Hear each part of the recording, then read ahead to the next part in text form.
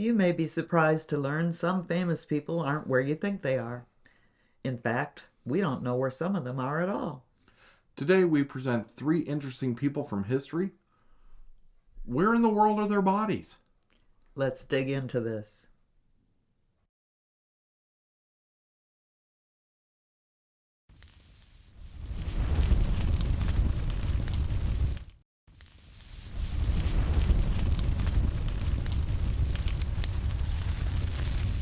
Genghis Khan, the leader of the Mongols, was born around 1162 and given his name Temujin. His father died when he was in his teens, and he was, by rights, chief of the tribe. However, the tribe did not want a youngster in control and abandoned Temujin and his family to fend for themselves. They succeeded, and Temujin grew into a great warrior and leader. Followers flocked to him, and other leaders were happy to be allies with this charismatic warrior. And then his young wife was kidnapped, and he put together an army and rescued her from the tribe that took her. And Temujin decided his next move would be uniting all of the Mongols, by force if necessary. Many tribes submitted to Temujin, while others fought. Once defeated, he executed anyone who resisted, and anyone in a position of power that could have threatened him in the future. By 1206, he was the supreme power of the United Mongols and named Genghis Khan, meaning universal ruler. Khan created a huge military of hundreds of thousands of mounted warriors. By 1227, he had conquered most of Central Asia, Persia, and India, and parts of Russia, Eastern Europe, and China. In August of 1227, while crushing a revolt in the Western Zhou, he died.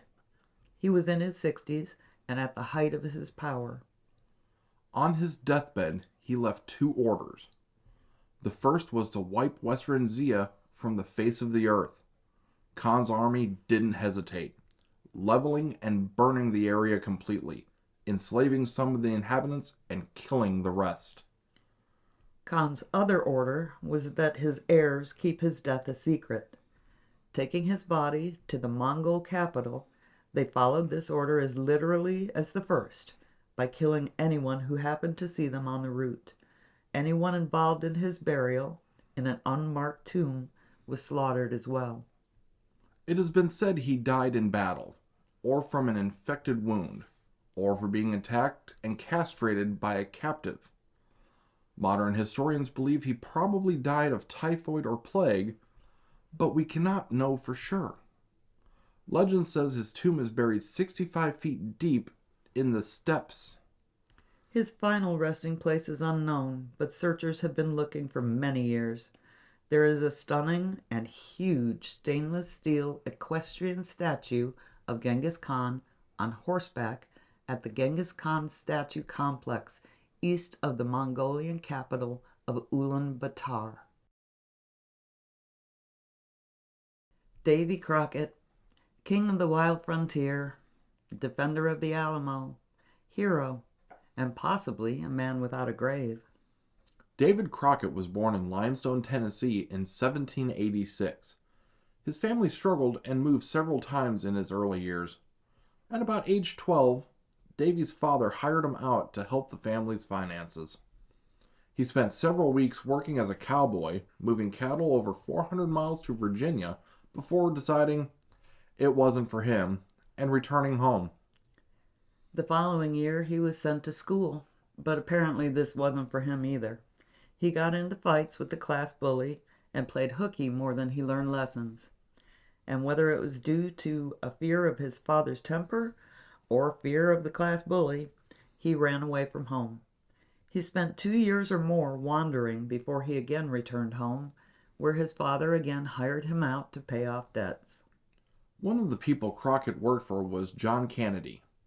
Mr. Kennedy had a niece named Amy Summer, and Crockett fell in love. Unfortunately, Amy married Kennedy's son, but in a stroke of luck, Crockett met Margaret Elder at the wedding and fell in love with her. Although Margaret agreed to marry Crockett, she married someone else instead. But soon he met Polly Finley and, you can probably guess what comes next, fell in love. Polly's family was not too keen about the marriage, but Crockett and some of his friends and family showed up on the day he and Polly had agreed to marry, and after some discussion, the wedding went ahead. Davy and Polly were married from 1806 until her death in 1815. They had 3 children together. He married a local widow a short time after Polly died and had 2 daughters and a son with her as well. He had participated in the War of 1812 but did not see action. By 1817 he was starting his public service career, first as a commissioner and then a justice of the peace.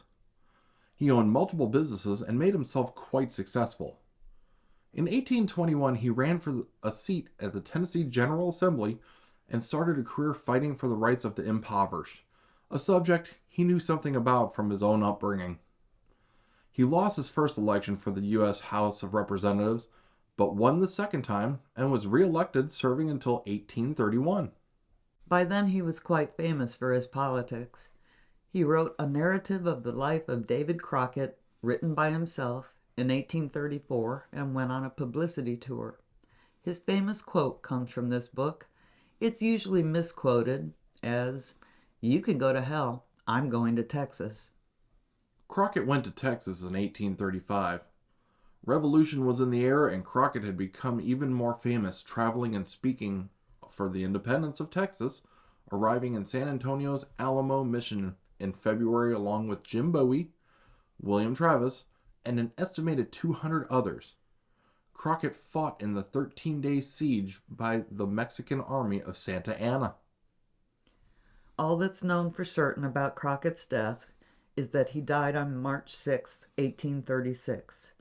He was 49 years old. Some reports say he died making a valiant last stand. Others say he was found inside the mission, surrounded by many Mexican soldiers he had killed before dying.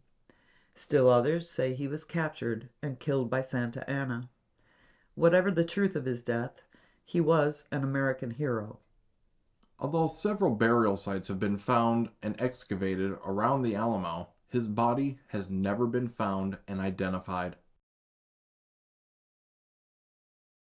Amelia Earhart. Everybody seems to know at least a little bit about Amelia. She's the most famous aviator in history. Born in Atchison, Kansas in 1897, Earhart grew up in a somewhat unconventional family that encouraged her adventurous spirit. She took her first plane ride in 1920, and she was in love with flying from that moment on. In 1922, she became the first woman to fly solo above 14,000 feet. It was the first of many records she would set. In 1928, she became the first woman to cross the Atlantic. She was a passenger in the flight and published a book about the adventure.